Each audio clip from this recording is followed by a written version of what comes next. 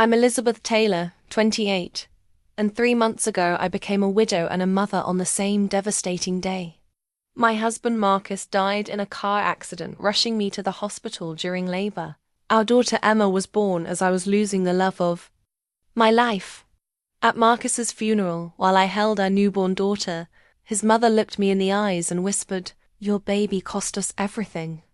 I thought grief was making her cruel, but when the lawyer read Marcus's will last week, I discovered she wasn't speaking from pain. She was speaking from a calculated plan that had been in motion for months. What his family didn't know was that Marcus had shared something with me the night before Emma was born.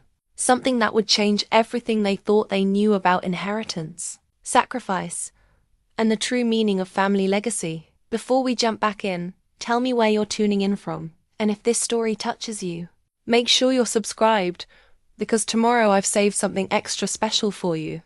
If you've ever felt the weight of grief turned into a weapon against you, stay with me. This story is about finding strength in the darkest moments and discovering that sometimes the greatest protection comes from beyond the grave. The morning of March 15th started like any other Tuesday. I was folding tiny onesies when the first contraction hit sharp and unmistakable. Marcus was in his home office, working on quarterly reports when I called out to him. The panic in my voice brought him running. "Is it time?" he asked, his face lighting up with excitement and terror in equal measure. "I think so," I managed between breaths. "But it's 3 weeks early."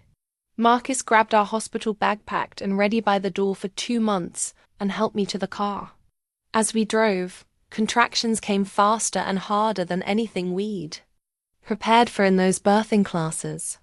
Marcus kept glancing at me, his knuckles white on the steering wheel. "Everything's going to be okay," he kept saying. But I could hear the fear in his voice. My phone buzzed with a text from him. Something he typed at a red light. "If anything happens to me, check the blue box in my office. Trust no one else with this." I stared at the message, confused. Why would he send something so ominous now? "Marcus, what's this about a blue box?" He looked at me strangely. "What blue box?" I showed him the phone. His expression darkened. "I didn't send that." That's when I noticed the black sedan that had been following us for the last 10 minutes. Marcus saw it too, his jaw tightening. "Elizabeth, I need to tell you something. My family, they've been asking questions about my will, about what happens if something happens to me." Another contraction hit. This one so intense I couldn't respond. When it passed, Marcus was accelerating, taking turns faster than he should have. The sedan was still behind us. "Marcus, you're scaring me." "I'm sorry, but I think..." He never finished that sentence. The intersection was clear when we entered it. The truck that hit us ran a red light at 60 miles per hour, slamming into Marcus's side of the car. The world exploded in glass and metal and screaming mine, I realized later. In the ambulance, as paramedics worked frantically on Marcus, he grabbed my hand with what little strength he had left. "The box," he whispered. "Elizabeth, protect Emma. They're not what they seem." Those were his last words to me. Emma was born 47 minutes later, her first cries filling the delivery room as the doctor in the next room called Marcus's time of death. I held my daughter as my world shattered completely, not knowing that Marcus's cryptic warning would prove more prophetic than I could have imagined. The hospital bracelet they put on my wrist that day, Elizabeth Taylor, delivered 3/15, 7:42 p.m. I still wear it.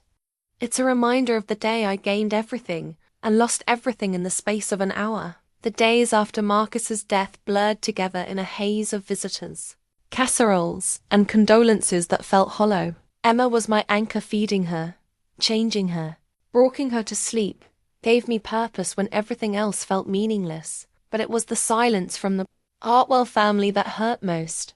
Marcus's mother Eleanor came to the hospital once, the day after he died. She stood in the doorway of my room, staring at Emma in my arms with an expression I couldn't read.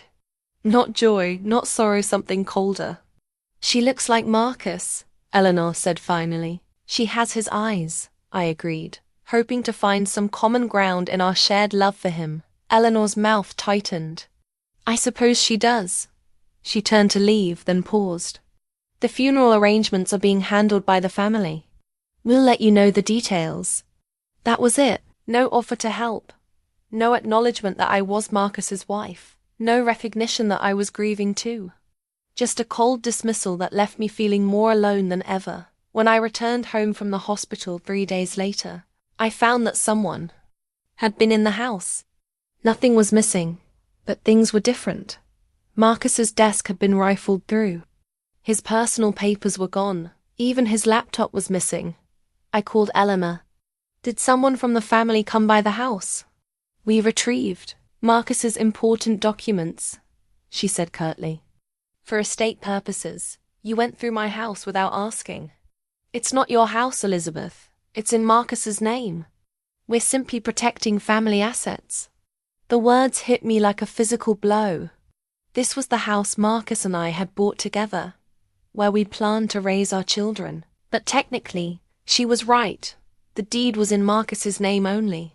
Something we'd planned to change after Emma was born. At the funeral, the Hartwell family sat in the front row while I was relegated to the second, despite being his widow. During the service, I noticed how they spoke about Marcus as if he belonged to them alone. Eleanor gave a eulogy that barely mentioned our marriage, referring to me only as Marcus's companion. After the burial, as people offered their condolences, Eleanor pulled me aside. We need to discuss practical matters, she said.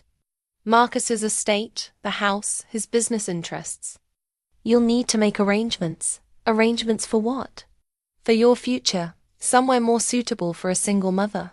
Standing there in my black dress, holding my 3-day-old daughter, I felt something shift inside me.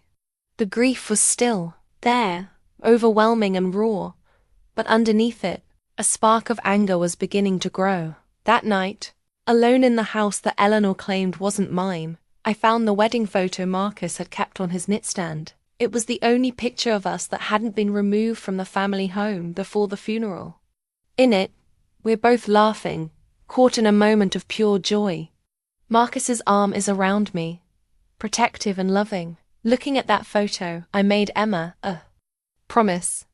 Whatever the Hartwells were planning, whatever they thought they could take from us, I wouldn't let them erase her father's love or our right to the life he'd wanted for us. 2 weeks after the funeral, Marcus's lawyer, Robert Chem, called to schedule the will reading. The Hartwell family had been pressuring him to move quickly, citing urgent financial matters. I arrived at his downtown office with Emma in her carrier. Still exhausted and overwhelmed by new motherhood and grief. Eleanor, David, and Marcus's sister Jennifer were already seated around the polished conference table when I walked in. They looked up at me with barely concealed irritation, as if I were intruding on a private family matter. Elizabeth, Robert said warmly, rising to shake my hand. I'm so sorry for your loss. Marcus spoke of you and the baby often. Eleanor sniffed. Can we please proceed? Some of us have commitments. Robert's jaw tightened slightly, but he maintained his professional composure. Of course. Let me begin by saying that Marcus was very thorough in his estate planning. He updated his will just 2 months ago. David leaned forward. 2 months ago? Why wasn't the family informed? Because Marcus was under no obligation to inform anyone, Robert replied smoothly. Now, shall we proceed? He opened the thick document and began reading. The first few bequests were small charitable donations. A vintage watch to his college roommate. Then he reached the significant provisions. To my mother, Eleanor Hartwell, I leave the sum of $50,000, with the hope that she will use it wisely and find peace in her remaining years. Eleanor's face went white. 50,000? That's all? To my brother David, I leave the sum of $25,000, contingent upon his completion of a substance abuse program. This is outrageous. David slammed his hand on the table. What about the business? The investments? Robert continued reading. To my sister Jennifer, I leave the sum of $25,000 and my collection of first edition books. Jennifer stared at him in shock. But Marcus promised. He said family came first. Marcus did put family first, Robert said quietly. His real family. He looked at me. To my beloved wife Elizabeth, and to our daughter Emma, I leave the remainder of my estate, including all business interests, real estate, investments, and personal property. The total value is approximately $2.8 million. The silence in the room was deafening. Emma stirred in her carrier, making soft baby sounds. That seemed impossibly loud. Eleanor found her voice first. This is impossible. Marcus would never. He knew his responsibilities to his blood family. I assure you, Mrs. Hartwell, this will is valid and was executed properly. Marcus was very clear about his intentions. David stood up abruptly. We'll contest this. No court will allow a gold digger to steal our family's legacy. That's enough, Robert said sharply. I will not tolerate such language in my office. But Eleanor wasn't finished. She turned to me, her eyes blazing with fury. You think you've won something? You think Marcus's money will buy you happiness? You have no idea what you've just inherited, or what it will cost you. As they stormed out, Robert handed me a sealed envelope. Marcus left this for you personally. He said to give it to you only after the will reading. Inside was a key and a note in Marcus's handwriting. My darling Elizabeth, if you're reading this, then my fears were justified. The key opens a blue lockbox in my office closet. Everything you need to protect yourself and Emma is inside. Trust Robert. Trust James Morrison at the company. But trust no one else. I love you both more than life itself. Sitting there in the lawyer's office, holding my husband's final message while his family's threats echoed in my ears, I realized that Marcus's death hadn't ended my troubles, it had only begun them. That evening, after Emma was finally asleep, I stood in Marcus's home office with his key in my trembling hand. The room still smelled like his cologne and the coffee he always kept too long on his desk. His chair was pushed back as if he'd just stepped away for a moment. The blue lockbox was exactly where he'd said it would be, hidden behind his winter coats in the closet. It was heavier than I expected, and my hands shook as I turned the key. Inside, I found a folder marked for Elizabeth's eyes only, in Marcus's careful handwriting. Beneath it were USB drives, printed emails, bank statements, and what looked like surveillance photos. But it was the letter on top that made my breath catch. My dearest Elizabeth, it began. If you're reading this, then my worst fears have come true. I've been trying to protect you from the truth about my family, but I can't stay silent any longer. They are not the people they pretend to be, and they see you and our baby as obstacles to what they believe is rightfully theirs. I sank into his desk chair and continued reading. 6 months ago, my mother asked me to change my will to ensure family stability. When I refused, she became increasingly hostile. David has been stealing from my business accounts. I have proof. Jennifer's divorce lawyer has been pressuring her to claim a larger portion of family assets. They've been meeting without me, planning for my money as if I were already dead. My hands were shaking now. They hired a private investigator to follow you, Elizabeth. They have photos of you at the doctor, at the grocery store, at your mother's house. They know your daily routines, your schedule, everything.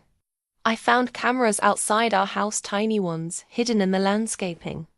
The next document was an insurance investigation report. Marcus had filed a claim about suspicious activity around his car. Someone had been tampering with it. The investigator found evidence of loosened brake lines and a damaged steering mechanism. The report was dated 2 days before the accident. I've been documenting everything, the letter continued. The threats, the financial manipulation, their desperation. Eleanor has been gambling again. She owes over $300,000 to some very dangerous people. David's business ventures have all failed, and he needs money desperately. They see my death as their salvation. I found bank statements showing regular transfers from Marcus's accounts to cover Eleanor's debts, amounts she'd never mentioned, favors she'd demanded while treating him like a disappointment. There were text messages from David. You owe us, Marcus.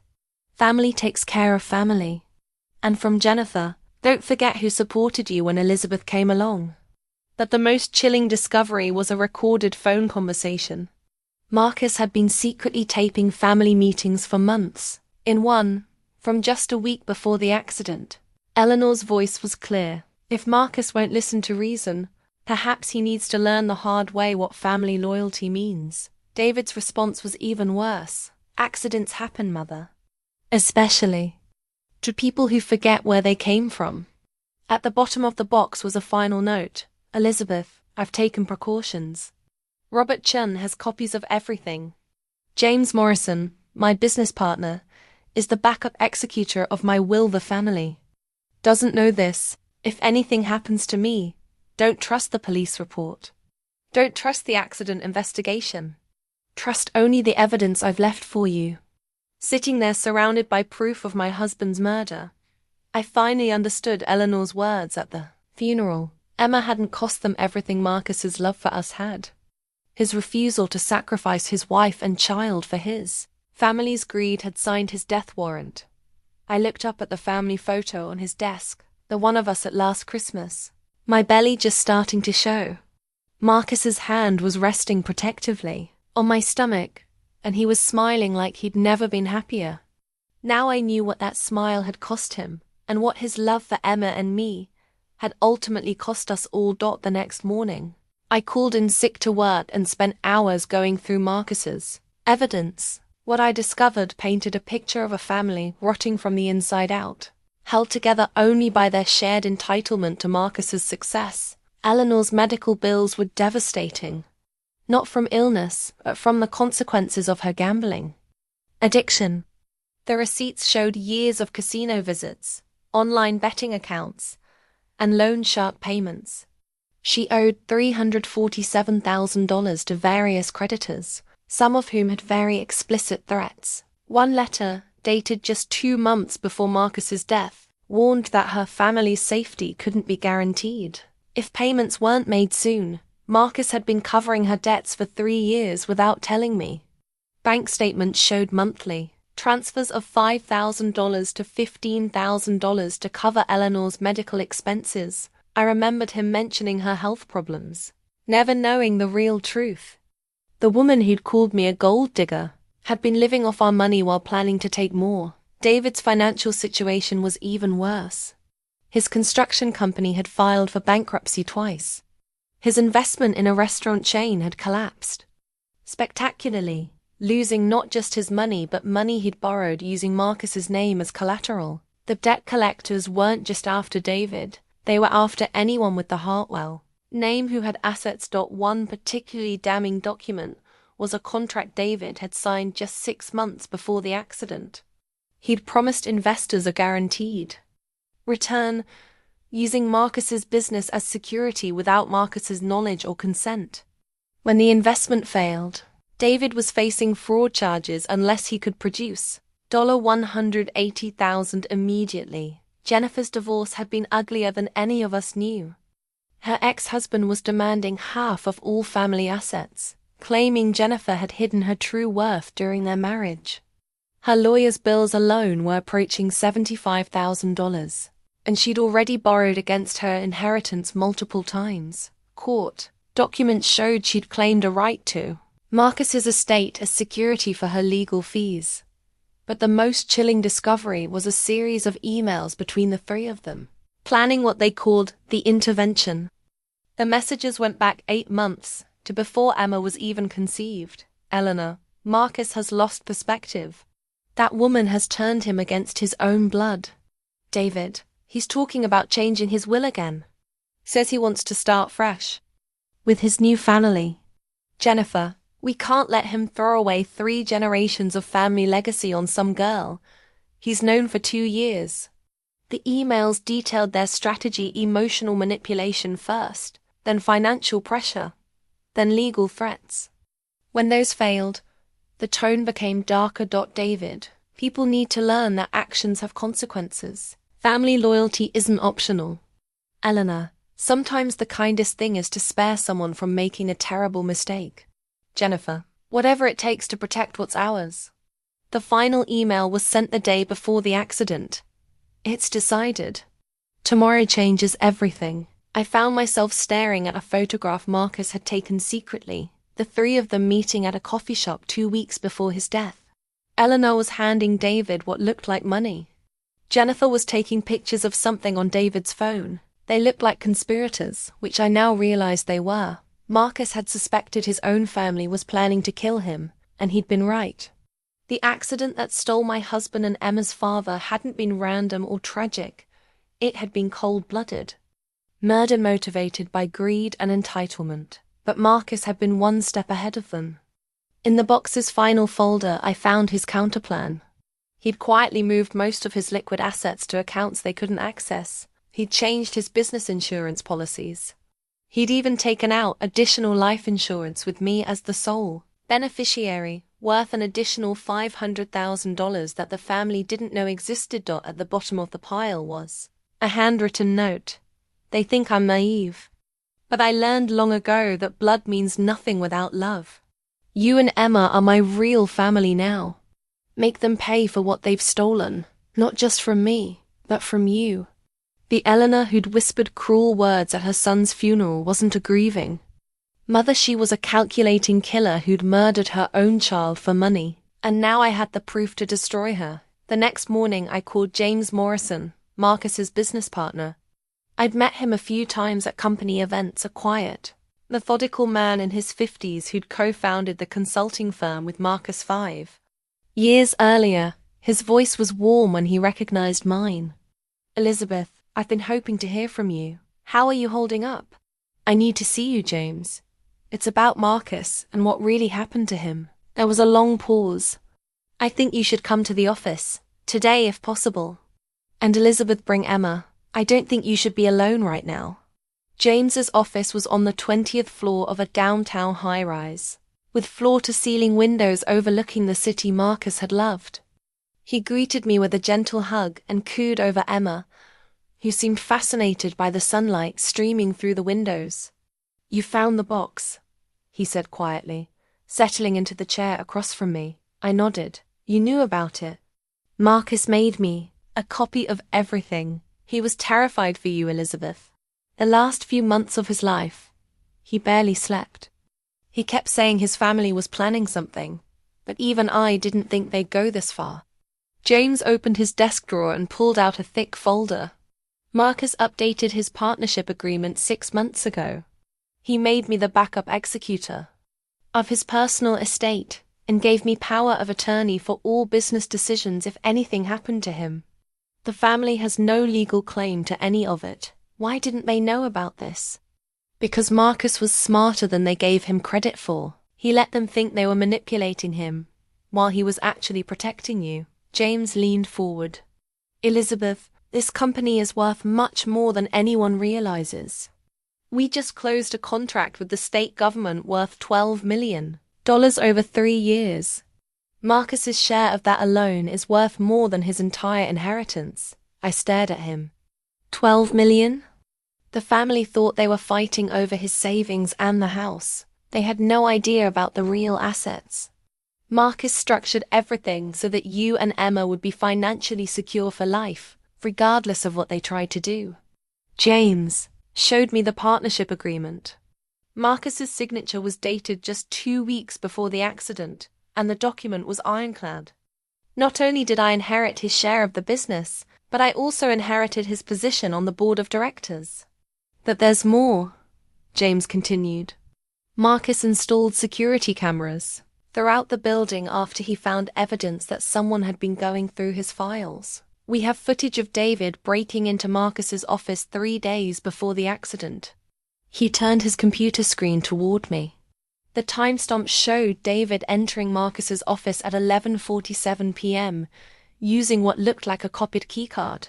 He spent 43 minutes going through files, taking photos with his phone, and accessing Marcus's computer. He was looking for account numbers, passwords, anything he could use to access your money after Marcus died. But Marcus had already moved everything to encrypted accounts that only you and I can access. James handed me another document. This is a power of attorney Marcus signed, giving me the right to freeze all family access to any accounts or properties. if he died under suspicious circumstances. I activated it the day after the funeral. So when Eleanor said they were protecting family assets, they were actually locked out of everything. The house, the cars, even Marcus's personal bank accounts are all under court protection pending the investigation into his death. I felt a surge of gratitude toward my husband's foresight, mixed with renewed grief at how afraid he must have been in his final months. James, I need to ask you something directly. Do you think they killed him? He was quiet for a long moment, watching Emma sleep in her carrier. I think Marcus believed they were going to try. The evidence he gathered suggests they were desperate enough to do anything. Whether they actually sabotaged his car or just created the circumstances that led to the accident, I don't know. But I do know they celebrated at Eleanor's house the night after the funeral. They celebrated. My neighbor lives across from Eleanor. She said there were cars there until after midnight, and she could hear them laughing and drinking. At their son and brother's funeral reception, they were planning their inheritance. James reached into his desk and pulled out a small digital recorder. Marcus asked me to give this to you if anything happened to him. He recorded it 2 days before the accident. I pressed play with trembling fingers. Marcus's voice filled the room, tired but determined. Elizabeth, if you're hearing this, then I'm gone and you're fighting for our daughter's future. I want you to know that every decision I made was to protect you both. My family will try to make you feel guilty, like you stole something that belonged to them. But the truth is, they stole from me for years my money, my peace of mind, my ability to trust the people who were supposed to love me unconditionally. You and Emma are my real family now. Take what I've left you and build the life we dreamed of. Don't let them make you feel ashamed for surviving. Sitting in that office, listening to my husband's voice from beyond the grave, I realized that Marcus hadn't just left me an inheritance. He'd left me a weapon. Armed with Marcus's evidence and James's support, I decided it was time to confront the Hartwell family directly. But first, I needed to see the security footage James had mentioned, the cameras Marcus had installed around his office building. The building's security office was in the basement, managed by an elderly man named Frank who'd known Marcus for years. When James explained what we needed, Frank's expression grew grim. Mr. Hartwell was a good man, Frank said, pulling up the footage on his computer. The last few weeks before he died, he seemed worried about something. Asked me to keep an eye out for anyone who didn't belong. The timestamp showed March 12th, 11:47 p.m., just 3 days before Marcus's death. David appeared on camera using a keycard to enter the building's main entrance. He knew exactly where he was going, walking confidently to the elevator and pressing the button for Marcus's floor. How did he get a keycard? I asked. Mr. Hartwell gave one to his mother months ago, for emergencies. She must have had copies made, Frank replied. The office camera showed David methodically going through Marcus's desk, photographing documents and trying to access his computer. At one point, he pulled out what looked like a USB drive and plugged it into Marcus's computer, probably trying to install spyware or steal files. But the most damning footage was from the parking garage. After leaving Marcus's office, David walked to Marcus's car and spent several minutes underneath it with what looked like tools. He was there for nearly 20 minutes, working on something near the front wheels. This is evidence of murder, I whispered. James nodded grimly. We need to take this to the police, but first, are you sure you're ready to confront them? Once we do this, there's no going back. I thought about Marcus's voice on that recording, about Eleanor's cruel words at the funeral, about Emma growing up never knowing her father because of their greed. I'm ready. We arranged to meet at Eleanor's house the next afternoon. I called and told her I wanted to discuss Emma's future and my intentions regarding the inheritance. Eleanor sounded pleased, probably thinking I was ready to negotiate or surrender.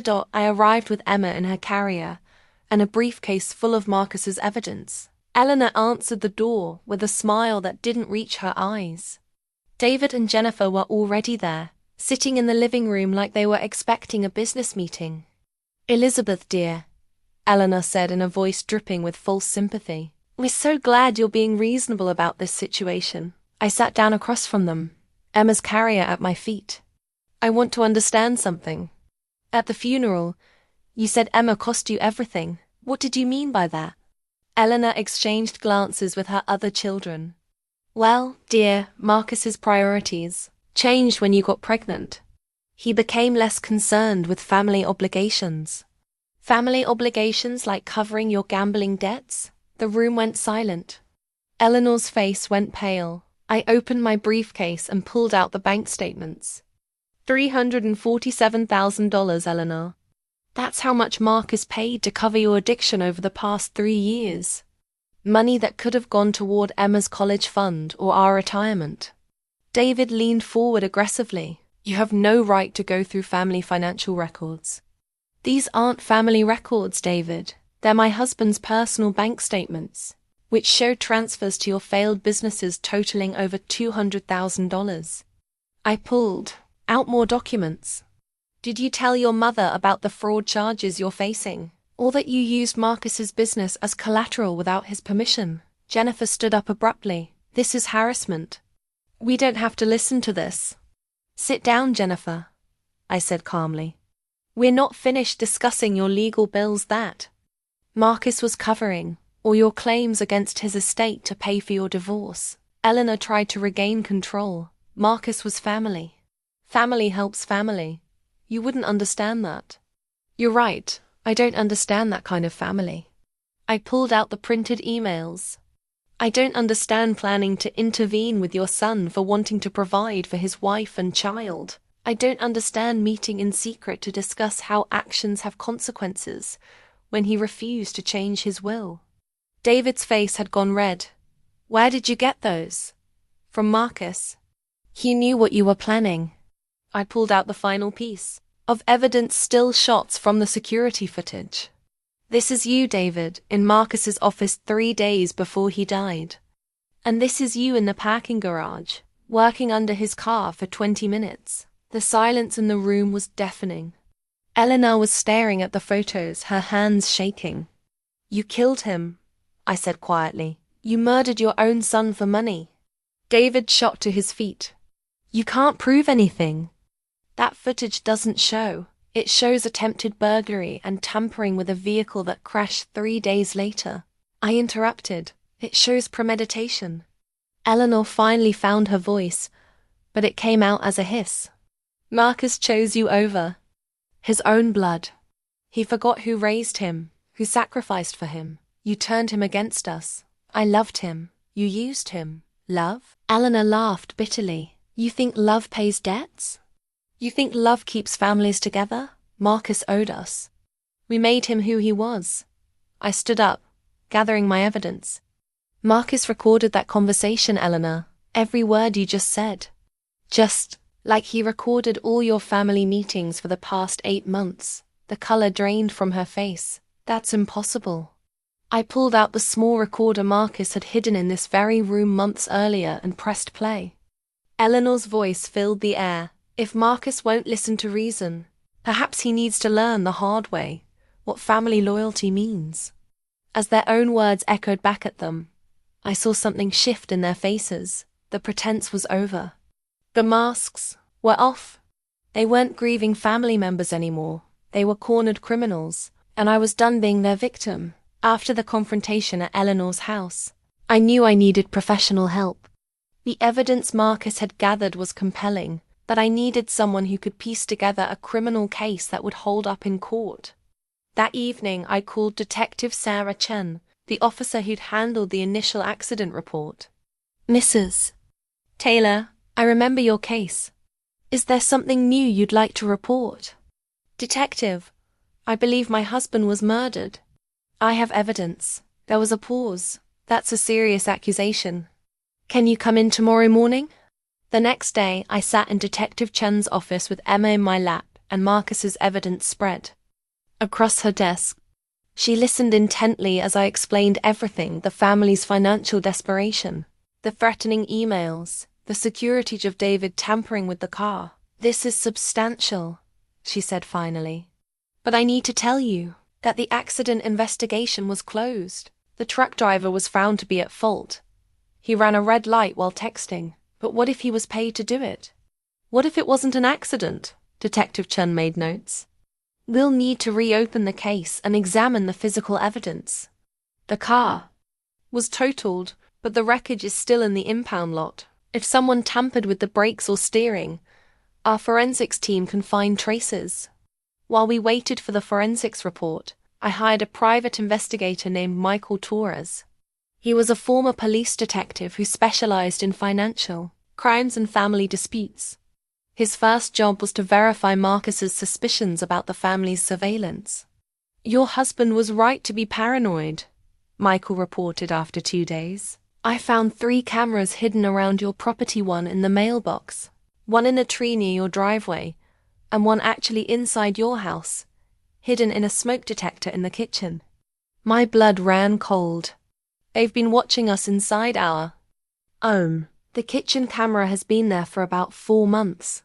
Based on the dust patterns, it's wireless, streaming to a remote server. I traced the account. It's registered to David Hartwell. Michael also discovered that the family had been using a private investigator of their own. For 6 months before Marcus's death, they'd been tracking my movements, photographing my medical appointments, and even recording my phone calls when I was in public places. They knew your due date, your doctor's schedule, your daily routines. They knew exactly when you'd be most vulnerable. But the most damning discovery came from Marcus's personal journal, which I'd found in his desk at home. The entries from his final weeks painted a picture of a man living in fear. February 15th, found another camera today. This one in the garage. They're watching everything. Elizabeth doesn't know yet. I don't want to scare her when she's so close to delivery. February 22nd. David called asking about my final wishes. When I asked what he meant, he said you never know when accidents might happen. The threat was clear. March 1st. Changed my life insurance policy. Elizabeth will get everything, but I pray she never has to use it. March 10th. They're getting desperate. Eleanor called crying about her debts again. When I refused to help, she said I'd regret choosing strangers over family. I'm scared for Elizabeth and the baby. The final entry was dated March 14th, the day before the accident. March 14th. I can't shake the feeling that something terrible is about to happen. I've given copies of everything to James and Robert. If anything happens to me, I hope Elizabeth will find the strength to fight them. They've underestimated her. She's stronger than they know. Detective Chen called with the forensics report. A week later, Elizabeth, you need to sit down. The brake lines on your husband's car were deliberately severed. Someone cut them almost completely through, leaving just enough metal to fail under pressure. The steering linkage was also damaged, loose bolts that would have caused loss of control. So it was murder? Without question, the damage was done with tools, not from the accident impact. Someone wanted your husband's car to crash. Michael's investigation had also uncovered the family's financial records. David had received a cash payment of $25,000 from an untraceable source 2 days before the accident. Eleanor had suddenly paid off $50,000 in gambling debts the week after Marcus's funeral. Jennifer had made a large payment to her divorce attorney, also in cash. The money trail suggests they received payment for the murder, Michael explained. But from whom? They didn't have access to Marcus's accounts yet. The answer came from an unexpected source. The truck driver who'd hit Marcus, a man named Tony Reeves, had been released from jail after serving only 3 months for vehicular manslaughter. Michael tracked him down at a bar near the docks. Tony was nervous when I started asking questions about the accident, Michael reported. But when I showed him photos of David and Eleanor, he broke down.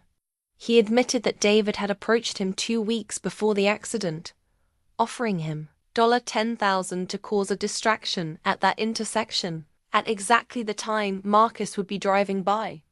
Tony was supposed to run the red light and hit Marcus's car, but not kill him, just cause enough damage to trigger the brake failure. The plan was to make it look like Marcus died from the accident, not from the sabotage. Tony got scared and hit the car harder than planned. I stared at Michael in shock. They paid someone to kill Marcus. They paid someone to help them kill Marcus. The brake sabotage was meant to be the primary cause of death, with the collision as cover. It's premeditated murder, Elizabeth. All three of them are guilty. That night, I sat in Marcus's office, surrounded by evidence of his family's betrayal, and made a decision. I wasn't just going to see them prosecuted. I was going to make sure they lost everything, just like they'd planned to do to Emma and me. Marcus had been protecting us even in death, but now it was my turn to protect his daughter and honor his memory. The Hartwells had declared war on my family the day they decided Marcus's life was worth less than their greed. Now they were about to learn what it meant to fight someone who had nothing left to lose. The Hartwell family's response to the murder investigation was swift and vicious.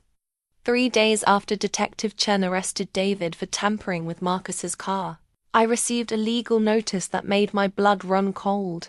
Eleanor's lawyer was petitioning the court for emergency custody of Emma, claiming I was an unfit mother who was mentally unstable due to grief, and making false accusations against the deceased's loving family. The petition painted me as a paranoid gold digger who was exploiting my husband's death for financial gain. I called Robert Chen immediately, my hands shaking as I read the custody threat letter. "Robert, they're trying to take Emma." "I've seen the petition," he said grimly. "It's a desperate move, but we can't ignore it. They're hoping that the custody battle will discredit your murder accusations. Can they actually take her?" "Not if we fight smart. Eleanor's gambling addiction and David's criminal charges work in our favor, but we need to be prepared for them to get ugly." The family's strategy became clear over the next week. They launched a coordinated attack on my character, starting with anonymous tips to Child Protective Services claiming I was neglecting Emma while obsessing over conspiracy theories. A CPS caseworker showed up at my door, forcing me to prove that my 4-month-old daughter was being properly cared for. Then came the media campaign. Someone, probably Jennifer, who worked in public relations, leaked a carefully crafted story to the local news about a grieving widow's descent into paranoid delusions. The story portrayed the Hartwells as a heartbroken family being victimized by false accusations while trying to protect their murdered son's child. But Robert and I had been preparing for this fight. Within 48 hours of the custody petition, we filed our own legal counterattack. We requested a full financial audit of all 3 family members, citing their attempts to defraud Marcus's estate. We also filed restraining orders against Eleanor and Jennifer, based on their harassment and surveillance. Most importantly, we made Marcus's evidence public record. The emails, the financial records, the security footage, everything became part of the court filing. The family's attempt to paint me as delusional backfired spectacularly when the evidence clearly showed a pattern of financial abuse and premeditated murder. The custody hearing was scheduled for 2 weeks later, but the family's legal troubles were just beginning. David's arrest for vehicular manslaughter had triggered a federal investigation into the family's finances. The FBI was now looking into their connections to Eleanor's gambling debts and the possibility of organized crime involvement. Jennifer's divorce proceedings were also falling apart. Her ex-husband's lawyer had obtained copies of the murder evidence and was using it to argue that Jennifer was an unfit mother to her own children. The judge in that case had ordered Jennifer to undergo psychological evaluation and temporarily suspended her visitation rights. Eleanor's situation was even worse. The casino where she'd been gambling regularly had reported suspicious cash transactions to federal authorities. The large payments she'd made after Marcus's death had triggered money laundering investigations that froze all her accounts, but the family wasn't giving up without a fight. 3 days before the custody hearing, I received a phone call that chilled me to the bone. "Mrs. Taylor? This is Dr. Patricia Wells from Child Protective Services. We've received additional reports about your fitness as a mother. We need to conduct another home visit. And this time we'll need to take Emma into protective custody pending a full investigation. I knew immediately that this was another of the family's tactics. Dr. Wells, what specific reports have you received? Multiple anonymous tips suggesting you're using illegal drugs and leaving the baby unattended while you pursue your vendetta against your husband's family. Those are lies. I've never used drugs, and Emma is never left alone. Nevertheless, we're required to investigate. I'll be at your home in 2 hours with a court order, I called Robert in a panic. They're trying to take Emma today, before the hearing.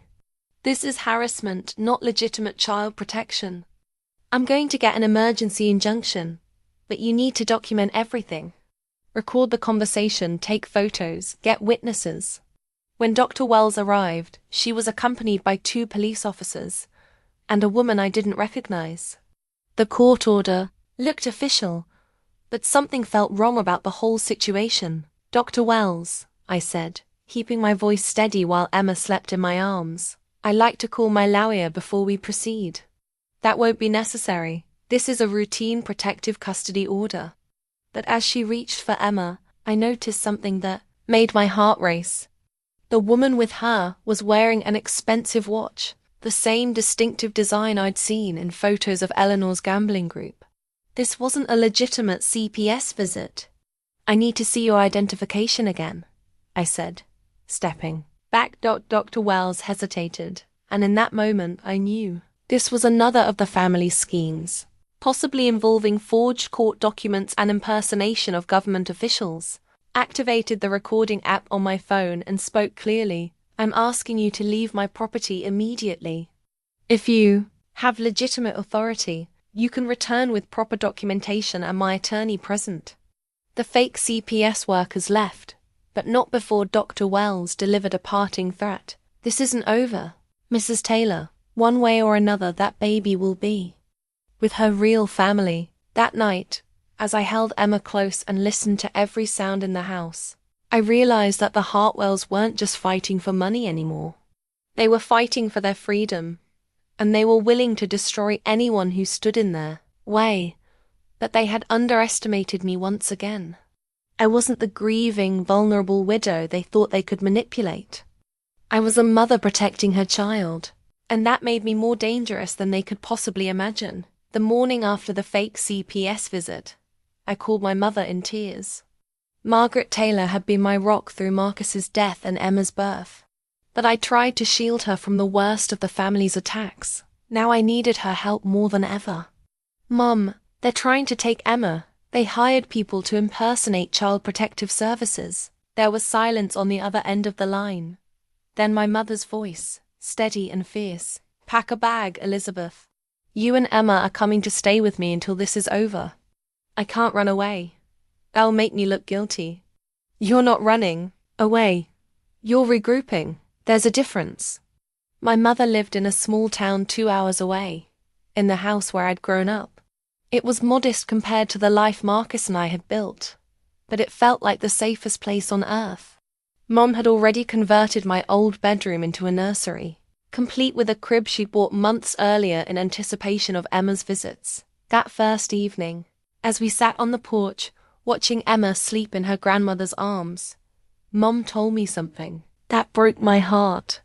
Elizabeth, I cashed in my life insurance policy yesterday. It wasn't worth much, only $15,000, but it's enough to help pay for your legal fees. I stared at her in shock. Mom, no, you can't do that. That policy was for your retirement, for emergencies. This is an emergency, she said firmly. That baby is my granddaughter, and you're my child. No amount of money is worth more than family. The contrast was devastating. Here was my mother, living on a teacher's pension and social security, sacrificing her security for Emma and me. Meanwhile, Marcus's family, with their inherited wealth and business connections, had murdered their own son for money they didn't even need. Over the next few days, I watched my mother transform into a fierce protector. She researched legal precedents, organized community support, and even reached out to local news outlets to tell the real story of what was happening. The Hartwells think they can hide behind their money and reputation, Mom said, typing furiously on her old laptop. But this is a small world and people remember. Eleanor's gambling problems were known at the country club years ago. David's construction company had a reputation for shoddy work. Jennifer's divorce was messy in public. My mother had lived in this community for 40 years. She knew which reporters could be trusted, which lawyers had good reputations, and which judges had dealt with family custody battles before. Within a week, she'd assembled a network of support that the Hartwells couldn't buy or intimidate. The most unexpected ally was Mrs. Patterson, my high school English teacher, who now worked part-time at the courthouse. She'd noticed irregularities in the paperwork for the fake CPS visit. "The court order they showed you was forged," she told us over coffee. "I know because I process all the legitimate custody orders, and there was never any petition filed for Emma Taylor. Someone spent money on professional-looking fake documents." This information gave us a new line of legal attack. Robert filed charges for impersonation of government officials, forgery, and attempted kidnapping. The investigation revealed that Eleanor had paid $5,000 to a company that specialized in private investigation services, essentially criminals for hire. But the family's desperation was escalating. 3 days after the forgery charges were filed, someone broke into my mother's house while we were at the grocery store. Nothing was taken, but Emma's room had been searched thoroughly, and several of her baby photos were missing. Mom installed a security system the next day, paid for with money she'd been saving for a new roof. She also recruited her neighbors, retired teachers, veterans, and longtime community members to keep watch on the house in shifts. "They think they're fighting some naive young woman," Mom said, checking the new door locks for the 3rd time that evening. "They don't realize they're now fighting a grandmother who's raised children through divorces, deaths, and disasters. I've seen worse than the Hartwells, and I've survived it all." That night, as I nursed Emma in the quiet of my childhood bedroom, I felt something I hadn't experienced since Marcus's death: hope. Not because our situation had improved, if anything. It was getting more dangerous, but because I was reminded of what real family looked like. My mother had sacrificed her financial security without hesitation. She'd opened her home, used her connections, and put herself at risk to protect Emma and me.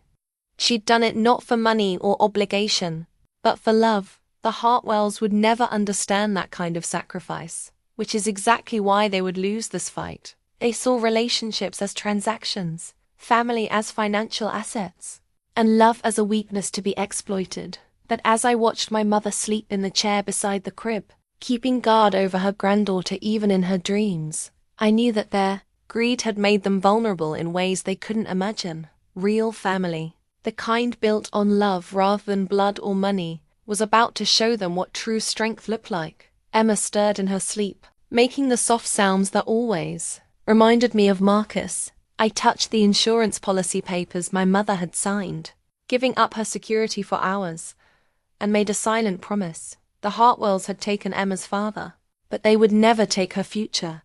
Not while her grandmother and I had breath in our bodies to fight them. The deposition phase of the legal battle began 3 weeks later, and it was unlike anything I could have imagined. The Hartwells' lawyers had hired a team of expensive attorneys who specialized in discrediting witnesses and creating reasonable doubt. But they hadn't counted on the mountain of evidence Marcus had left behind, or the fact that their clients were terrible liars under pressure. Eleanor's deposition was scheduled first. She arrived at the law office dressed in black, playing the grieving mother role for all it was worth. Her performance fell apart within the first hour. "Mrs. Hartwell," Robert began, "can you explain these bank records showing $347,000 in gambling debts that your son Marcus was covering?" Eleanor's lawyer objected, but the records were already part of the evidence. Eleanor shifted uncomfortably. "Marcus was helping me through a difficult time. That's what families do. A difficult time that lasted 3 years and involved debts to known criminals. I had some financial setbacks. Gaming is a legitimate form of entertainment. Robert pulled out printed screenshots from Eleanor's online betting accounts. Mrs. Hartwell, according to these records, you were placing bets of $5,000 to $15,000 per day in the weeks leading up to your son's death. Would you call that entertainment? Eleanor's composure cracked. You don't understand the pressure I was under. Those people were threatening my family. Which people, Mrs. Hartwell? The loan sharks. They said they'd hurt David and Jennifer if I didn't pay. Her lawyer tried to stop her, but Eleanor was spiraling. Marcus was being selfish. He had plenty of money, and he was going to let his own mother be killed over some gambling debts. Robert pulled out the email threads. Is this why you wrote to David and Jennifer that actions have consequences when Marcus refused to change his will? I was emotional. I didn't mean anything by it. What about this email where you wrote, sometimes the kindest thing is to spare someone from making a terrible mistake? What mistake were you referring to? Eleanor looked around the room desperately. Marrying that woman. Having a baby with someone who wasn't really family. The contempt in her voice was recorded for the court record. Her own lawyer looked sick. David's deposition 2 days later was even more damaging. The security footage of him tampering with Marcus's car had already been authenticated by 3 independent experts. His only defense was to claim he was trying to help his brother. Mr. Hartwell, Robert said, playing the parking garage footage. On a large screen, can you explain what you're doing under your brother's car for 23 minutes? David's face was red with sweat. I was checking for problems. Marcus mentioned his brakes felt soft. You're not a mechanic, are you, Mr. Hartwell? No, but I know about cars. Do you know about cutting brake lines with bolt cutters? David's lawyer objected, but the forensics report was clear. The brake lines had been cut with a specific type of tool, and David owned those tools. Robert pulled out bank records. Can you explain this $25,000 cash deposit to your account? 2 days before the accident, I sold some equipment. What equipment? To whom? Where are the receipts? David couldn't answer. The money had appeared in his account with no documentation, just like Eleanor's debt payments had been made in cash after Marcus's death, but the most damning evidence came from the truck driver, Tony Reeves, who had agreed to testify in exchange for a reduced sentence. His deposition was conducted via video from prison, and his confession was devastating. Mr. Reeves, Robert said, did David Hartwell approach you about the accident? Yes, sir. He came to the bar where I hang out, said he had a proposition for me. What kind of proposition? He wanted me to cause an accident at that intersection. Said his brother was a real bastard who needed to learn a lesson. Did he pay you? $10,000. Half up front, half after the job was done. What exactly did he want you to do? Tony looked directly at the camera. Ran the car hard enough to trigger the brake failure he'd set up. He said the car would crash even if I didn't hit it that hard, but he wanted to make sure. David's lawyer was frantically objecting, but Tony continued. He showed me pictures of his brother's car, told me exactly when he'd be driving through that intersection. Said his brother's pregnant wife would be in the car, but that was just bad luck. Eleanor's lawyer demanded a recess. David's lawyer was whispering urgently in his client's ear. Jennifer, who was present for the deposition, was crying quietly in the corner, but Robert wasn't finished. He pulled out the financial records, showing the systematic draining of Marcus's trust fund over the years.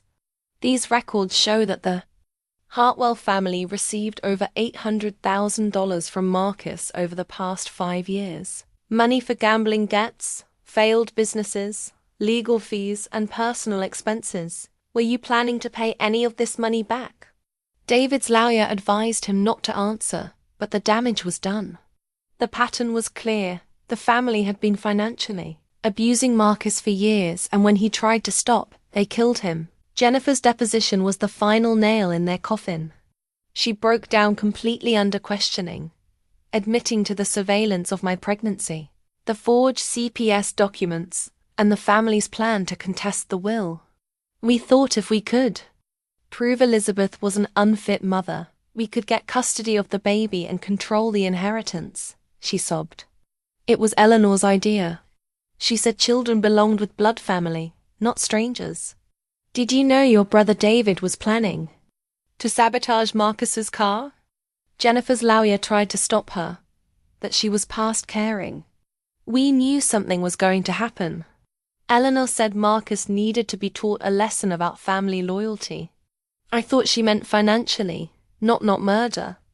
After 3 days of depositions, the Hartwells' legal team was in shambles. Their clients had essentially confessed to premeditated murder, financial fraud, and attempted kidnapping. The custody petition was withdrawn, and the district attorney announced that Eleanor and David would be charged with first-degree murder. But even as I watched their lies crumble under oath, I felt no satisfaction. Marcus was still dead. Emma would still grow up without her father. No amount of justice could bring back what we'd lost. That night, I sat in my mother's kitchen, reading the deposition transcripts while Emma slept upstairs. The words on the page painted a picture of a family so consumed by greed that they destroyed themselves. From within, Marcus had tried to save them by paying their debts and covering their mistakes. In return, they'd murdered him for not giving them more tomorrow. The criminal trial would begin, and the world would see the Hartwell family for what they really were.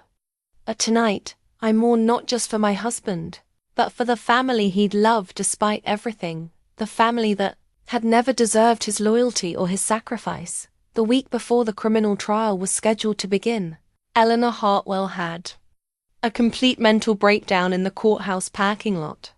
The stress of the depositions, the mounting evidence, and the reality of facing life in prison had finally shattered her carefully constructed facade. I wasn't there when it happened, but the security cameras captured everything. Eleanor had arrived for a pre-trial conference with her lawyers when reporters surrounded her car, shouting questions about Marcus's murder. Something in her snapped. Detective Chin called me that afternoon. Elizabeth, you need to know what happened. Today, Eleanor has been arrested, but not just for Marcus's murder. She confessed to tampering with his car. My heart stopped. She confessed?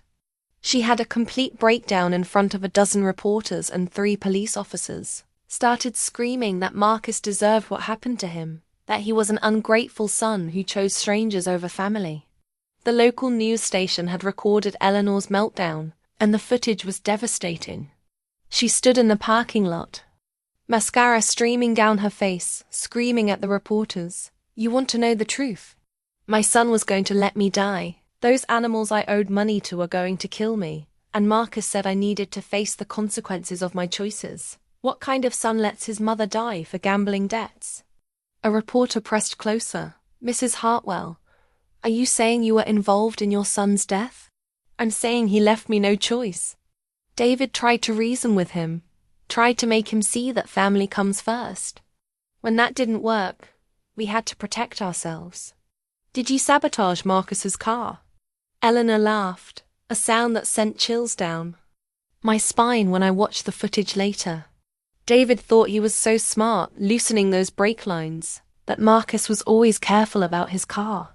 We needed to make sure he'd crash when it mattered most.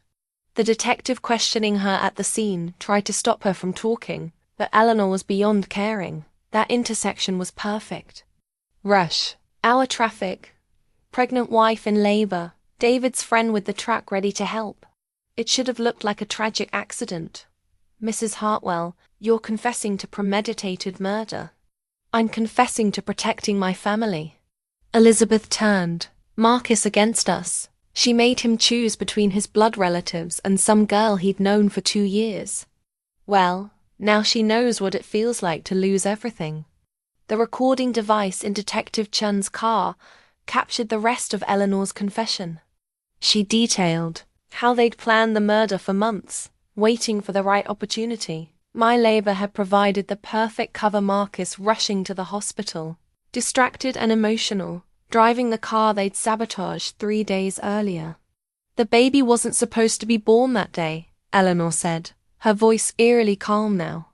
"We thought Elizabeth would be in the car too, and the crash would solve all our problems. But Marcus was always lucky, right up until he wasn't." David and Jennifer were arrested within hours of Eleanor's confession. The evidence was overwhelming now, and their lawyers were advising them to negotiate plea deals rather than risk trial. David's plea conference was a disaster. When offered 25 years in exchange for his testimony against Eleanor, he broke down and tried to blame everything on his mother. "She was the one who planned it all," he sobbed to the prosecutor. "I just did what she told me to do." Mam said it was the only way to save the family, that his own words from the recorded conversations proved his active participation. "Actions have consequences," he'd said about Marcus's refusal to pay more debts. "People need to learn that family loyalty isn't optional." Jennifer tried a different strategy, claiming she hadn't known about the murder plot. But the surveillance equipment in my house had been installed using her credit card, and she'd been present at family meetings where the intervention was planned. The prosecutor offered her 15 years. If she testified against Eleanor and David, she accepted immediately, throwing her mother and brother under the bus to save herself. "I thought they were just going to scare Marcus," Jennifer testified in her plea hearing. "Maybe cause a minor accident that would make him realize how precious life is, how important family should be." "Did you know they were planning to kill him?" Jennifer broke down crying. "I knew something terrible was going to happen, but I was drowning in legal bills from my divorce. I needed that inheritance money. I convinced myself that Marcus was being selfish, that he owed us for all the years of family support." The day after Jennifer's plea deal was finalized, I received a phone call that chilled me to the bone. It was Eleanor, calling from jail using her one permitted phone call. "Elizabeth, I need to talk to you." "I have nothing to say to you, Eleanor. Please, just listen for 1 minute." Against my better judgment, I stayed on the line. "I want you to know that I loved Marcus," she said, her voice broken. "He was my son, my first baby. I held him when he was Emma's age, fed him, raised him, sacrificed everything for him, and then you murdered him. I saved him from making the biggest mistake of his life. You would have bled him dry, just like all the others. At least this way, his daughter will inherit something." The delusion in her voice was terrifying. Even now, facing life in prison, Eleanor believed she'd been protecting Marcus by killing him. "Eleanor, you need to understand something. Marcus loved me, and he loved Emma more than his own life. You didn't save him from anything, you stole his future, his chance to be a father, his opportunity to build something beautiful." There was silence on the other end of the line. "You destroyed your own son because you couldn't accept that he'd found happiness outside of your control. That's not love, Eleanor. That's possession." "I'm his mother," she whispered. "No," I said firmly. "You were his mother. Real mothers don't murder their children for money." I hung up the phone and never spoke to Eleanor Hartwell again. 2 weeks later, she was sentenced to life in prison without the possibility of parole. David received 25 years. Jennifer got 15 years and would be eligible for parole in 10. The family that had once looked down on me as an outsider, a gold digger unworthy of their son and brother, had destroyed themselves through their own greed and entitlement. But their punishment couldn't bring Marcus back or give Emma her father. Justice had been served, but the real work building a life worthy of Marcus's sacrifice was just beginning. The formal arrest warrants were issued on a grey October morning, exactly 7 months after Marcus's death. I was feeding Emma her breakfast when Detective Chun called with the news. "Elizabeth, it's over. Eleanor Hartwell has been charged with first-degree murder, conspiracy to commit murder, and financial fraud. David faces the same charges plus vehicular manslaughter. Jennifer's charges are conspiracy and accessory after the fact." I set down Emma's bottle and sank into a chair. After months of legal battles, investigations, and fear, hearing those words felt surreal. What happens now? Now we let the justice system work. With Eleanor's confession and all the evidence Marcus gathered, this case is solid.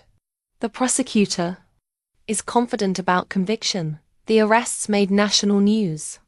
The story of a wealthy family murdering their own son for inheritance money captivated the media. Reporters camped outside the courthouse, interviewing anyone who'd known the Hartwells. The narrative that emerged painted a picture of a family that had been rotting from within for years. Marcus's colleagues at the consulting firm spoke about how he'd changed in his final months, becoming more stressed, more protective of his personal information, more concerned about security. His college friends remembered him as generous to a fault, always helping family members who were in trouble. Marcus would give you the shirt off his back, his roommate told a reporter. But he was also smart about people. If he was hiding assets from his family, there was a damn good reason. The community response was overwhelmingly supportive. A GoFundMe page appeared overnight, raising money for Emma's education fund. Local businesses offered discounts and services. The story had struck a nerve. Everyone seemed to know someone who'd been betrayed by family members they'd trusted, but the most powerful support came from an unexpected source. Marcus's business clients, many of whom had worked with him for years, began reaching out to share their own stories of his integrity and kindness. "Marcus saved our company," one CEO told the local newspaper. "When we were facing bankruptcy, he restructured our entire operation for a fraction of his usual fee." He said family businesses needed to stick together. If his own family couldn't appreciate what kind of man he was, that's their loss. James Morrison, Marcus's business partner, became a fierce advocate for preserving Marcus's reputation. People need to understand that Marcus wasn't a victim of circumstance. He was a brilliant businessman who saw through his family's manipulation and took steps to protect his real family, Elizabeth and Emma. The business Marcus had built continued to thrive under James's leadership. The government contract they'd won was renewed for another 3 years, and 2 new major clients signed on specifically because they wanted to work with Marcus Hartwell's company. James made sure I understood the full scope of what Marcus had left us. "Elizabeth, this business is worth more than anyone realized. The goodwill, the client relationships, the reputation Marcus built, it's all part of Emma's inheritance. I don't know anything about running a consulting firm. You don't have to. I can manage the day-to-day operations and you can focus on raising Emma, but you're a partner now, and partners make decisions together." The financial security Marcus had provided was staggering. Beyond the $2.8 million in immediate assets, the business generated over $300,000 annually in profits. The additional life insurance policy James had helped Marcus secure provided another $500,000. Emma would never want for anything, but the most important discovery was a letter Marcus had written to Emma, sealed and dated the week before his death. James had been instructed to give it to me when she turned 18, but given the circumstances, he felt I should read it now. "My dearest Emma," the letter began, "if your mother is reading this, it means I'm not there to tell you these things. Myself, I want you to know that from the moment I learned you were coming, you became the most important thing in my world." The letter was 5 pages long, filled with Marcus's hopes and dreams for our daughter. He wrote about the college fund he'd established, the trust account that would provide for her future, and the values he hoped she would embrace. "I pray that you will never have to choose between family loyalty and personal integrity the way I did," he wrote. "But if that choice ever comes, I hope you will remember that real family, the kind worth fighting for, is built on love, not blood or money." Near the end of the letter, Marcus addressed the possibility of his death. "If something happens to me, I want you to know that I died protecting the people I loved most. Your mother is the strongest person I've ever known, and she will raise you to be even stronger. Trust her judgment, learn from her courage, and never let anyone convince you that you're not worthy of love and respect." The final paragraph broke my heart. "Ma, you are my legacy. Not the money, or the business, or the things I accumulated, but the love I felt for you and your mother. Carry that love forward, and make the world a little better for having known you." Sitting in my mother's kitchen, reading Marcus's final words to his daughter, I finally understood what Eleanor had meant when she said Emma cost them everything. She was right, in a way. Emma had cost the Hartwells everything: their greed, their entitlement, their ability to manipulate and control Marcus. But Emma had also given Marcus everything that mattered: purpose, joy, and a reason to fight for, something bigger than himself. The criminal trial would begin in 3 months, but the real victory was already won. Marcus's love had protected us, even from beyond the grave. His sacrifice had ensured that Emma would grow up knowing she was wanted, valued, and cherished. The Hartwells had gambled everything on blood being thicker than water.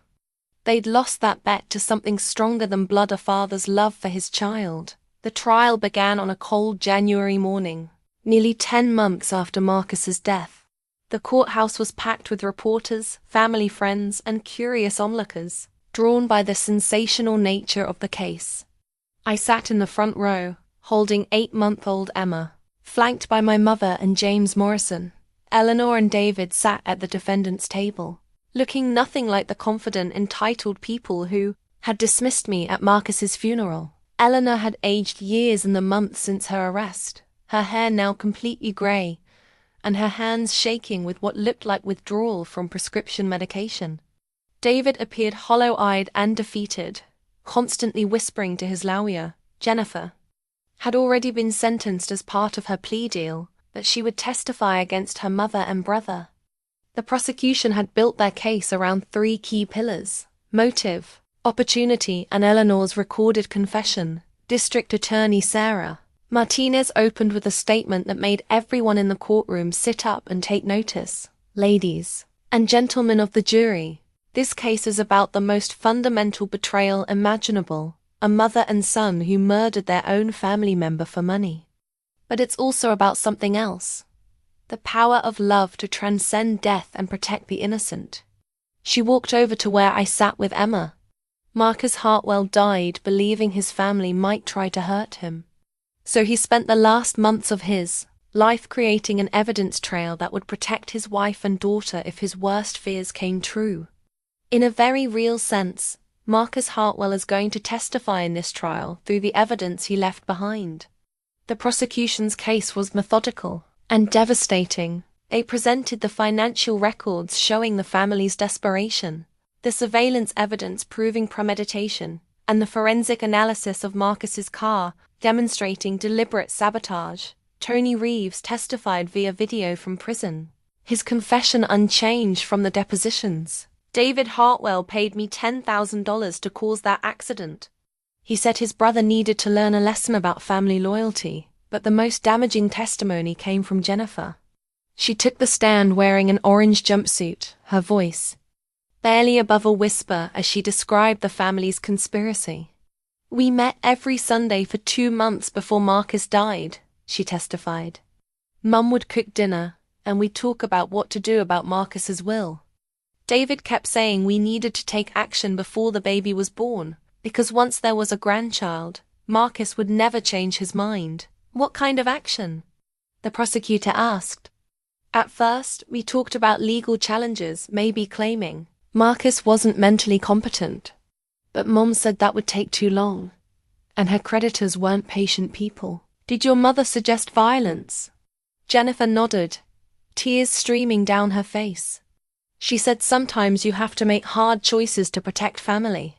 She said Marcus had forgotten who raised him, who sacrificed for him, who deserved his loyalty."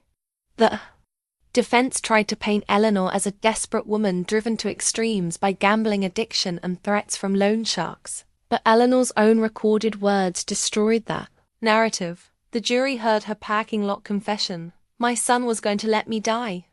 David tried to reason with him, tried to make him see that family comes first. When that didn't work, we had to protect ourselves. They heard her jailhouse phone call where she claimed to have saved Marcus from making a terrible mistake by marrying me. Most damning of all, they heard the recording Marcus had made of their final family meeting, where Eleanor said, "If Marcus won't listen to reason, perhaps he needs to learn the hard way what family loyalty means." When the prosecution played that recording, I watched the jury's faces. Several looked physically sick. One woman was crying openly. The defense called character witnesses for Eleanor friends from her church. neighbors who remembered her as a devoted mother. But on cross-examination, many of them admitted they'd known about her gambling problems and had seen her become increasingly desperate in the months before Marcus's death. David's defense was even weaker. His lawyer tried to argue that he was following his mother's orders, that he was more of a victim than a perpetrator, that the evidence showed him actively planning the murder, paying Tony Reeves, and sabotaging Marcus's car with his own hands. The most emotional moment of the trial came when the prosecutor asked me to testify about Marcus's final weeks. I held Emma on my lap. She was teething and fussy, but I couldn't bear to leave her with a babysitter during such an important moment. "Mrs. Taylor, did your husband seem afraid in the weeks before his death?" "Yes," I said, my voice steady despite the tears. "He was installing security cameras, checking the locks multiple times each night, and he'd started parking in different spots each day. He told me he was being paranoid, but I could see he was genuinely scared." "Did he tell you what he was afraid of?" "He said his family was asking too many questions about his will and what would happen if something happened to him. He was worried they might try to hurt me or the baby." "What did you think of those concerns?" I looked across the courtroom at Eleanor, who was staring at Emma with an expression I couldn't read. I thought he was overreacting. I couldn't imagine family members hurting each other over money. I was wrong. During cross-examination, Eleanor's lawyer tried to paint me as a gold digger who had manipulated Marcus against his family. But Marcus's own words, recorded in his journal and letters, demolished that argument. The prosecutor read aloud from Marcus's love letter to Emma. "Your mother is the strongest person I've ever known, and she will raise you to be even stronger. Trust her judgment, learn from her courage, and never let anyone convince you that you're not worthy of love and respect." As those words echoed through the courtroom, Emma started fussing. Without thinking, I began humming the lullaby Marcus used to sing to my belly when I was pregnant, a silly song he'd made up about a princess who saved herself.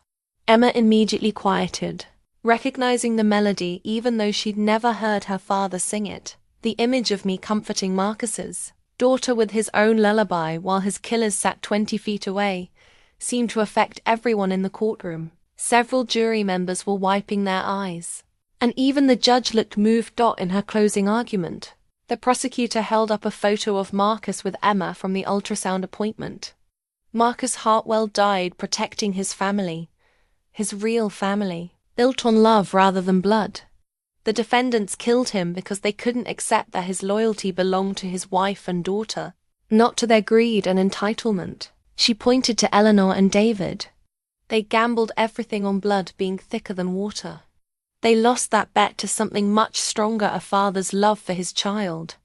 The jury deliberated for less than 4 hours. When they returned with guilty verdicts on all counts, Eleanor collapsed in her chair.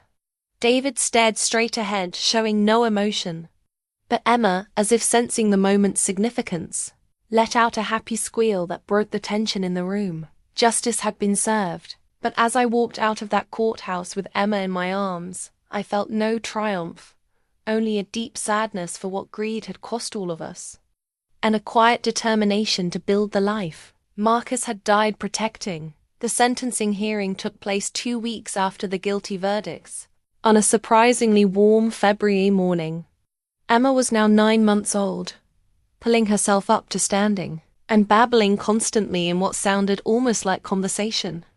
I dressed her in a yellow dress Marcus had bought before she was born, something bright and hopeful for what I hoped would be our final day in court. Eleanor was sentenced first. Judge Patricia Hernandez had reviewed all the evidence, the victim impact statements, and the defendant's history before making her decision. "Eleanor Hartwell," Judge Hernandez began, her voice carrying the weight of moral authority, "you have been convicted of the premeditated murder of your own son. The evidence shows that this was not a crime of passion or desperation, but a calculated decision to value money over human life, specifically, the life of the child you raised." Eleanor stood shakily, supported by her public defender. She looked fragile and broken, nothing like the imperious woman who had whispered cruel words at Marcus's funeral. The court has considered your age, your gambling addiction, and the financial pressures you faced. However, these factors do not excuse or mitigate the fundamental evil of murdering your own child for inheritance money. Judge Hernandez paused, looking directly at Eleanor. You orchestrated the death of a young man who was about to become a father, who was building a life based on love and hope. Your actions have deprived a child of her father and a wife of her husband. Most tragically, you have destroyed your own family through greed and entitlement. Eleanor Hartwell, I sentence you to life in prison without the possibility of parole. Eleanor collapsed into her chair, sobbing. Her lawyer requested medical assistance, but the judge continued with David's sentencing. David Hartwell, you were the instrument of your mother's plan, but you were not merely following orders. The evidence shows that you actively participated in planning your brother's murder, that you personally sabotaged his vehicle, and that you recruited an accomplice to ensure the plan's success. David stood straighter than his mother had, but his hands were visibly shaking. Your actions demonstrate a complete lack of regard for human life and family bonds. You allowed greed to turn you into a killer, and you showed no remorse until you were caught. David Hartwell, I sentence you to life in prison with the possibility of parole after 30 years. The sentences were harsher than even the prosecutor had requested. But Judge Hernandez wasn't finished. She turned to address the court directly. This case represents one of the most callous betrayals of family trust this court has ever seen. The defendants didn't just commit murder, they perverted the very concept of family loyalty, using it as justification for the ultimate act of disloyalty. Then she did something unexpected. She asked me to approach the bench with Emma. Mrs. Taylor, this court recognizes the tremendous loss you and your daughter have suffered. While no sentence can restore what was taken from you, I want to ensure that justice extends beyond punishment to protection and restoration, she signed. Order that had been prepared by the prosecutor's office. The court hereby awards you compensatory damages of $500,000 from the defendant's remaining assets, plus all legal fees incurred in this case. Additionally, the court orders that any future appeals or legal actions by the defendants or their representatives against you or your daughter's inheritance will result in additional financial penalties. But Judge Hernandez wasn't done. Furthermore, this court recognizes that Emma Hartwell Taylor is the innocent victim in this case. The defendant's actions have deprived her of her father's love, guidance, and presence. Therefore, the court establishes a victim's fund of $200,000 from the defendant's assets, to be held in trust for Emma's education and future needs. I felt tears streaming down my face as the judge continued. Mrs. Taylor, your husband's evidence and preparation saved not only your financial security, but also ensured that justice could be served. His love for you and Emma transcended death itself, and this court honors that sacrifice. The civil lawsuit was resolved the same day. The Hartwell family's remaining assets, Eleanor's house, David's failed business properties, and Jennifer's portion of inherited family wealth were liquidated to pay damages. The total award was nearly $800,000, money that would secure Emma's future and fund the foundation I was planning in Marcus's honor. As we left the courthouse for the final time, reporters shouted questions about how I felt seeing Marcus's killers sentenced. I stopped on the courthouse steps, holding Emma, who was babbling happily at all the cameras. I don't feel victorious, I said honestly. I feel sad that it came to this. Marcus loved his family despite their flaws, and he died because that love wasn't returned. But Emma and I are safe now, and we can finally begin to heal. A reporter asked what I planned to do with the settlement money. Marcus always said that wealth was meaningless unless it was used to help others. We're going to establish a foundation to help young families who face unexpected tragedies, widows with children, families dealing with financial abuse, people who need legal help fighting for what's right. That evening, my mother cooked Marcus's favorite dinner pot roast with vegetables and homemade bread. We ate quietly, Emma in her high chair making happy messes with her food, while we process the end of our long legal journey. "What happens now?" my mother asked. I looked at Emma, who was trying to feed herself with a spoon, getting more food on her face than in her mouth. She looked so much like Marcus when she smiled. The same bright eyes, the same determined expression when she was concentrating on something. "Now we live," I said simply. "We build the life Marcus wanted for us. We make sure Emma knows how much her father loved her, and we use what he left us to make the world a little better."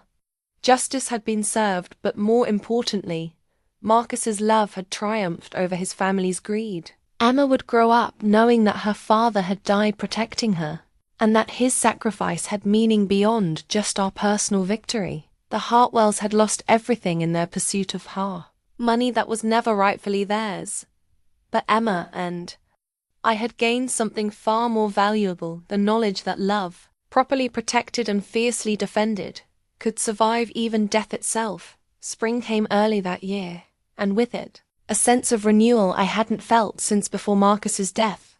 Emma was now 10 months old, taking her first wobbly steps and saying, "Mama," with increasing frequency.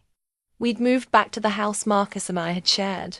The house Eleanor had claimed wasn't mine. Now it truly was ours in every legal and emotional sense. I spent the first few weeks back home going through Marcus's belongings, deciding what to keep for Emma and what to donate. In his closet, I found a baby book he'd started, Emma's first year, written in his careful handwriting on the cover. Inside, he'd filled out the first few pages, expected due date, parents' names, family history. The rest was blank, waiting for milestones he'd never witness. That night, I sat at Marcus's desk and continued the baby book. I wrote about Emma's first smile, her first laugh, the way she'd learned to sleep through the night just as the trial was ending. I included photos from every month she'd been alive, and I wrote letters to her from her father, things I imagined Marcus would want her to know. "Your daddy was so excited to meet you," I wrote in his voice. "He used to talk to you every night. When you were in Mommy's tummy, he would tell you about all the places he wanted to take you, all the things he wanted to teach you. He loved you before he ever saw your face." The business Marcus had built with James was thriving. Our government contract had been renewed, and we'd landed 2 new major clients specifically because of Marcus's reputation for integrity. James had been true to his word. I remained a silent partner, receiving quarterly reports and profit distributions, but the day-to-day operations were his responsibility. Marcus would be proud, James told me during one of our monthly meetings. The company is growing, but we're staying true to his values. Every decision we make, I ask myself what Marcus would do. With the settlement money and the growing business profits, I had more financial security than I'd ever imagined. But Marcus's words about wealth being meaningless unless used to help others echoed in my mind.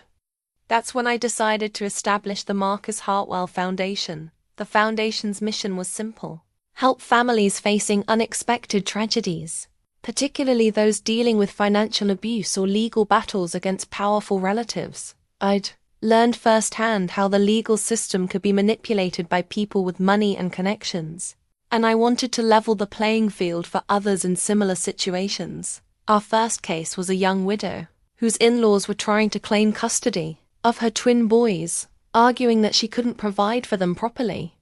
The situation was eerily similar to mine, except this woman didn't have Marcus's evidence trail or the financial resources to fight back. "They're saying I'm an unfit mother because I work 2 jobs, she told me through tears. "But I work 2 jobs because their son left me with nothing but debt and a mortgage I can't afford." The foundation paid for her legal representation, and within 3 months, she had full custody of her children and a settlement that allowed her to go back to school for nursing training. Watching her graduation ceremony, seeing her boys cheer for their mother, I felt Marcus's presence more strongly than I had since his death. Emma's first birthday was both joyful and heartbreaking. I threw a small party with my mother, James, and a few close friends. Emma wore the dress Marcus had bought her, pink with tiny flowers, and she managed to get chocolate. cake in her hair within minutes of being presented with her first birthday cake, that the moment that broke my heart was when I brought out the gifts Marcus had bought for her first birthday, presents he'd hidden in his office closet months before his death. There was a stuffed elephant that played lullabies, a set of building blocks with letters on them, and a small silver locket with Daddy's Girl engraved on it. Inside the locket was a photo of Marcus holding my ultrasound picture, smiling at the camera with pure joy. On the back he'd had engraved, "Love transcends everything. Daddy," as Emma played with her new toys, oblivious to their significance. I realized that grief and joy could coexist in the same moment. I was heartbroken that Marcus wasn't there to see her blow out her candle, but overwhelmed with gratitude that his love had made this moment possible. The foundation work was expanding rapidly. We were helping an average of 5 families per month, providing legal assistance, financial support, and emotional counseling. I'd hired a small staff, including a lawyer who specialized in family law, and a social worker who understood the dynamics of financial abuse. "You're creating something beautiful from something terrible," the social worker told me. "These families see hope in their darkest moments because of what you've built from your own pain." But the most meaningful moment came when I received a letter from a woman whose ex-husband's family had been trying to claim her children. The foundation had helped her win her case, and she'd since remarried a man who loved her children as his own. "Mrs. Taylor," she wrote, "I don't know if you realize what you've given me. Not just the legal help, but that saved my family. You gave me proof that love is stronger than blood, that chosen family matters more than birth family, and that sometimes the best way to honor someone's memory is to help others find their own strength." As Emma's first birthday party wound down, and she fell asleep in my arms, surrounded by the remnants of cake and wrapping paper, I felt something I hadn't experienced since Marcus's death: complete peace. We'd survived the worst that greed and hatred could throw at us. We'd found justice, but more importantly, we'd found purpose. Marcus's death had been a tragedy, but his life and his love had become the foundation for something larger than ourselves. Emma stirred in her sleep, and I whispered the words Marcus used to say when he thought I was sleeping: "We're going to be okay, little one." Daddy made sure of that. For the first time since that terrible March morning, I truly believed it. 1 year later, on the 2nd anniversary of Marcus's death, I stood in the cemetery where he was buried, holding Emma's hand as she toddled unsteadily between the headstones. She was almost 2 now, chattering constantly in a mixture of real words and her own invented language. Today, she was wearing the locket Marcus had given her, and she kept touching it, as if she understood its significance. "Dada," she said, pointing at Marcus's headstone. It was one of her clearest words, though she'd never met him. I'd shown her pictures every day since she was born, told her stories about her father, and played recordings of his voice that I'd found on his old phone. "Yes, sweetheart, that's Daddy." Emma bent down and carefully placed a dandelion she'd picked on the grave, then looked up at me expectantly. "Bye-bye, Dada." "Bye-bye, Daddy," I whispered, my voice thick with emotion. The Marcus Hartwell Foundation had grown beyond anything I could have imagined. We were now operating in 3 states, helping over 100 families per year. The foundation had paid for legal representation, provided emergency financial assistance, and offered counseling services to families torn apart by greed and manipulation. But the project I was most proud of was the scholarship program we'd established for children who'd lost parents to family violence. Emma's Fund, as we called it, provided full college scholarships to kids whose lives had been shattered by the same kind of betrayal we'd experienced. This year's first recipient was a 16-year-old named David, named after a grandfather who'd loved him, not like the David who'd killed Marcus. His mother had been murdered by his father's brother over a property dispute, leaving him orphaned and homeless. The scholarship would cover his education through medical school. "I want to be a doctor so I can save people," he told me at the award ceremony. Maybe if there had been someone to help my mom, she'd still be alive. Standing there, listening to this brave young man talk about turning his tragedy into purpose, I felt Marcus's presence as strongly as if he were standing beside me. This was his legacy, not the money or the business success, but the love that continued to protect and nurture even after death. James had become like family to Emma and me. He visited regularly, teaching Emma to play chess with oversized pieces and telling her stories about her father's business adventures. He'd also become the foundation's board chair, ensuring that Marcus's values guided every decision we made. Marcus would be amazed, James told me as we reviewed the foundation's annual report. In 2 years, you've built something that will help families for generations. That's not just honoring his memory, that's multiplying his impact. My mother had moved closer to us, buying a small house just 2 miles away. She was Emma's primary babysitter and my closest advisor, the grandmother every child deserves and the mother-in-law Marcus had grown to love. You know what I'm proudest of? Mum asked me one evening as we watched Emma play in the backyard. Not that you survived what they put you through, though that was remarkable. I'm proud that you chose love over hatred, healing over revenge. She was right. I could have spent the rest of my life consumed by anger at the Hartwells, bitter about what they'd stolen from Emma and me. Instead, I'd chosen to build something beautiful from the ashes of our tragedy. Eleanor died in prison 6 months after. Her sentencing, her health destroyed by years of gambling addiction, and the stress of incarceration. I felt no joy at the news, only sadness for the waste of it all. David was serving his sentence in a federal prison, and according to his lawyer, he'd found religion and was teaching literacy classes to other inmates. Jennifer would be eligible for parole in 7 years. She'd written me several letters from prison, asking for forgiveness and expressing remorse for her role in Marcus's death. I hadn't responded to any of them, but I'd kept them all. Someday, when Emma was older, she might want to read them and decide for herself whether forgiveness was possible. As Emma's 2nd birthday approached, I began planning something special. I wanted to take her to all of Marcus's favorite places: park where we'd had our first date, the restaurant where he'd proposed, the bookstore where he used to browse for hours. I want her to know these places, I explained to James. Not as shrines to her father, but as part of her story. These places were important to him, so they're part of who she is. On her birthday, I gave Emma a new addition to her baby book, a letter I'd written about our journey together. My dearest Emma, it began, today you turn 2, and I want you to understand something important about your life. You were born from love, your father's love for me, my love for him, and both of our overwhelming love for you. But you were also born into tragedy, because people who should have protected our family chose greed over love. I wrote about the hard times, the scary moments, and the legal battles, but I also wrote about the kindness of strangers, the support of real family, and the power of justice. Most importantly, I wrote about how Marcus's love had protected us, even after his death. Your father died protecting us, I wrote, but he also lived preparing for us.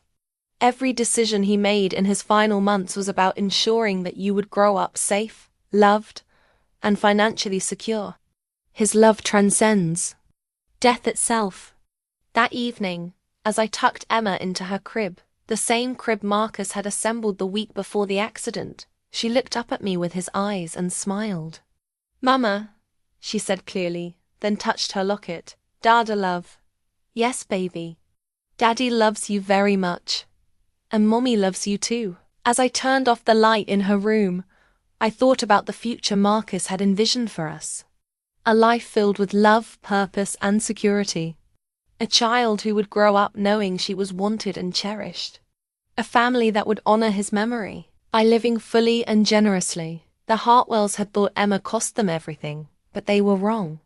Emma had cost them nothing. Their own greed and hatred had destroyed them. Emma had given us everything: purpose, strength, and a love that would endure beyond any earthly challenge. Standing in the doorway of my daughter's room, listening to her peaceful breathing, I whispered the words that had become our family motto. Love transcends everything. Marcus was gone, but his love lived on in Emma's smile, in the foundation that bore his name.